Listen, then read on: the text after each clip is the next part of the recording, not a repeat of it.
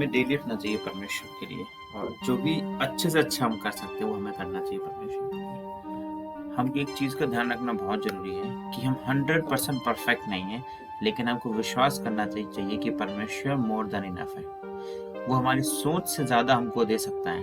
अगर हम 100% नहीं भी कर पाए फिर भी वो हमको 100% से ज़्यादा दे सकता है। डेली हमको अपने पापों के लिए माफ़ी मांगनी है, क्योंकि परमेश्वर देखो नहीं चाहता कि कोई हमको टॉर्मेंट करे। वो नहीं चाहता कि शैतान हमको टॉर्मेंट करे। इस चीज से बचने के लिए हमको डेली माफी मांगनी है। हमको विश्वास करना है कि परमेश्वर ने हमारी प्रार्थनाओं को सुना और परमेश्वर ने हमारी प्रार्थनाओं का जवाब भी दिया, क्योंकि उसका वचन कहता है मेरे प्लान तुमको प्रॉस्पर करने के। कोई भी ऐसी मिस्टेक नहीं है जिसको परमेश्वर अच्छा ना कर सके। हमने अपने जीवन पे कोई भी गलती की हो, पास्ट में या प्रेजेंट में हम अभी कोई गलती करके आ रहे हैं, हमको लग रहा है फ्यूचर में कुछ नहीं हो सकता, हमारा आगे सब काम बिगड़ा हुआ है, तो हमको पता होना चाहिए कि हमारा परमेश्वर ऐसा परमेश्वर है जो गलत चीजों को भी सही कर देता है। वचन कहता है हर चीज मिल करके तेरे लिए भलाई उत्पन्न करेगी। कितनी बार हमने परमेश्वर की सामर्थ्य पे भरोसा किया। हमको परमेश्वर की सामर्थ्य पर भरोसा करना बहुत जरूरी है। अगर आपको कोई बहुत बड़ा टास्क मिला हुआ है, ऑफिस की ओर से बड़ा काम मिला हुआ है, आपका एक प्रमोशन हो गया, आप अच्छी पोजीशन पे पहुंच गए, आपका एक बिजनेस है जिसमें आपको बहुत बड़ा ऑर्डर मिल गया, अब आपका दिमाग नहीं काम करेगा, आपको लगेगा ये कैसे कंप्लीट होगा, मैं कैसे करूँ कैसे नहीं करूँ। देखो आप लोगों की सहायता से, लोगों की के साथ चलने से तो आप कंप्लीट नहीं कर सकते, लेकिन परमेश्वर कहता है मेरी सामर्थ्य सिद्ध है। मेरी सामर्थ जब तू कमजोर है तब सिद्ध है। वो इस पोजीशन पे तुम्हारी सहायता देगा अगर तुम उस पर विश्वास करोगे। तुमको परमेश्वर को उसकी सामर्थ्य पे विश्वास करने की जरूरत है।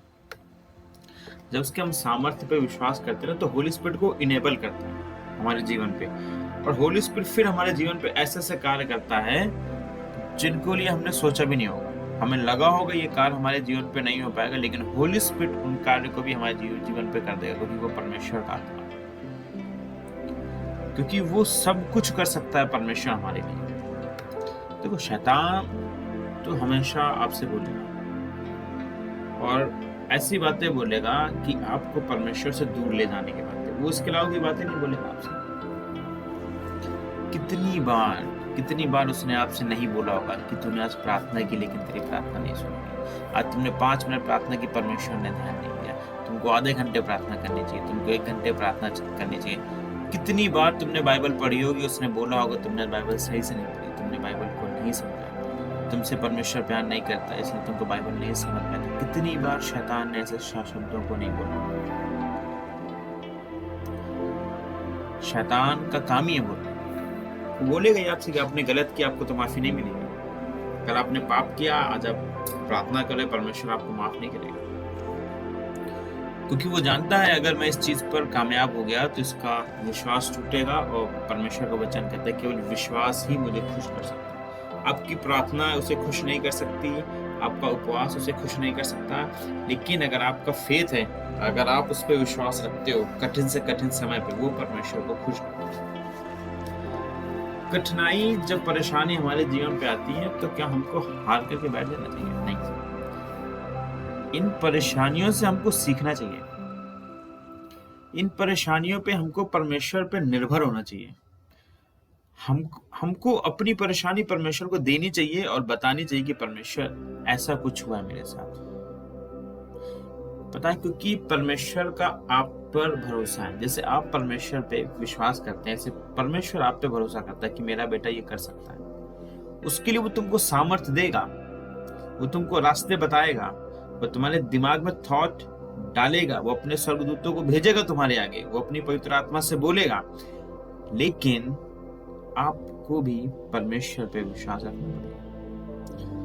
परमेश्वर में तुम सब कुछ कर सकते हो। उसका वचन कहता है ना कि तुम मुझ में सब कुछ कर सकते हो। कुछ भी ऐसा नहीं जो आप प्रभु यीशु मसीह में नहीं कर सकते। परमेश्वर का एक प्लान है आपके जीवन पे, आपको उस प्लान को जानना पड़ेगा, समझना पड़ेगा। अपना जीवन उसको दे दें। आपका जीवन आपको लग रहा होगा बेकार हो गया, किसी काम का नहीं, मैं कुछ कर नहीं सकता, ओल्ड हो गया, डिग्री नहीं है मेरे पास, पैसा नहीं मेरे पास, परमेश्वर के पास योजना है, उसके पास एक योजना है अभी आपके लिए। आपको अपना जीवन उसे देना है।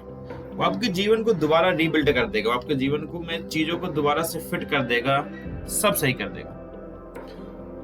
आपके पास जो जीवन बचा है ना बाकी का 10 साल, 15 साल, 25 साल, 50 साल, जो भी आपके पास है, जितना भी आपके पास नॉलेज है, जितनी भी आपके पास स्टडी है, जितनी भी आपने पढ़ाई की, जितना भी आपको काम करना आता है, परमेश्वर में वो व्यर्थ नहीं होगा, क्योंकि परमेश्वर की योजना आपके लिए है। आपके उतने से ही कार्य में वो बहुत बड़ा काम निकालेगा, लेकिन आपको अपने आप को उसे देना है। उसका गोल है, उसका एक लक्ष्य है आपके जीवन पे, और वो उसे कंप्लीट करके रहेगा अगर आपने उसे मौका दिया।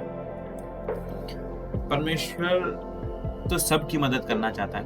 लोग हैं, वो लोगों से मदद मांगते हैं, उन्हें लगता है ये मेरी मदद कर देगा, मेरा भाई मेरी मदद कर देगा, और अपने लक्ष्य तक पहुंचने के लिए वो हर तरह के हथकंडे अपनाते हैं।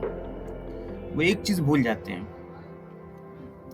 कि अगर हम गलत रास्ते पर जा रहे हैं, अगर हमारा गोल किसी को परेशान करने का है, अगर हमारा गोल किसी को डिस्टर्ब करने का, अगर हमारा गोल किसी को बर्बाद करने का, या हमारा गोल किसी को नीचा दिखाने का है, तो परमेश्वर आपके साथ नहीं है। परमेश्वर आपके साथ नहीं। लेकिन अगर आपका गोल अच्छा है तो परमेश्वर आपका कमजोर नहीं है। आपका परमेश्वर कमजोर नहीं, वो सब कुछ कर सकता है।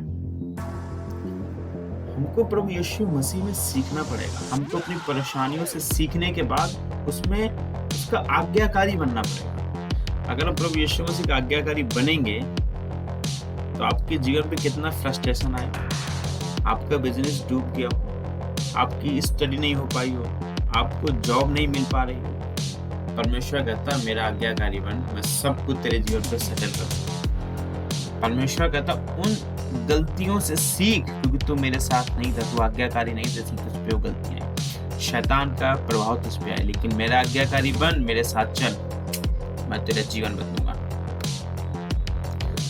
देखो, उस पर विश्वास करने से बहाना मत, उस पर विश्वास करने से पीछे मत।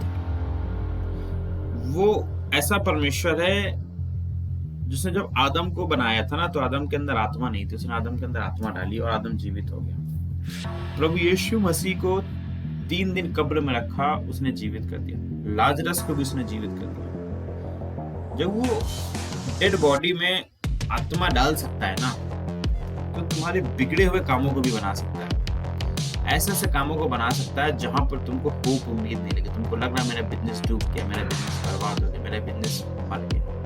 परमेश्वर कहता मैं उसमें नहीं जान डालूंगा। अगर तुम्हारा 99% फेथ नहीं है भाई, लेकिन 1% अगर तुम्हारा फेथ है ना, और तुम परमेश्वर के आज्ञाकारी बन गए हो या बनने वाले हो, तो परमेश्वर तुम्हारी सिचुएशन को बदलेगा।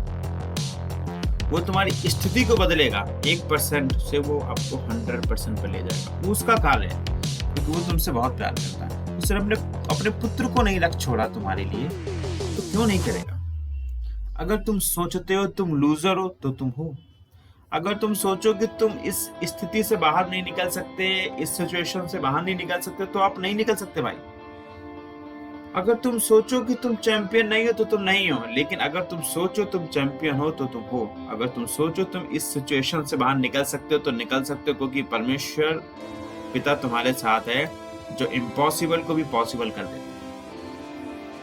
पता ना बाइबल में क्या लिखा, जब तेरे लिए संभव है तब मेरे लिए संभव है। उसने बोला मैं तेरे इम्पॉसिबल को पॉसिबल कर दूंगा। उसने तुमको अथॉरिटी दे रखी है, उसने तुमको पावर दे रखी है, उस अथॉरिटी पे चलना सीखो। अगर उस पावर पे, अथॉरिटी पे चलना नहीं सीख पाओगे ना, तो कभी भी इन चीजों से बाहर नहीं निकल पाओगे। अपना जीवन परमेश्वर को दो, लगे रहो, प्रार्थना आराधना करो, और शैतान को कभी मत सुनो। प्रभु यीशु मसीह का आज्ञाकारी बनो। अपने हर एक सोच विचार को प्रभु यीशु मसीह का आज्ञाकारी बना दो। परमेश्वर तुम्हारे जीवन को बदले। प्रभु यीशु मसीह के नाम से आमीन। जय मसीह।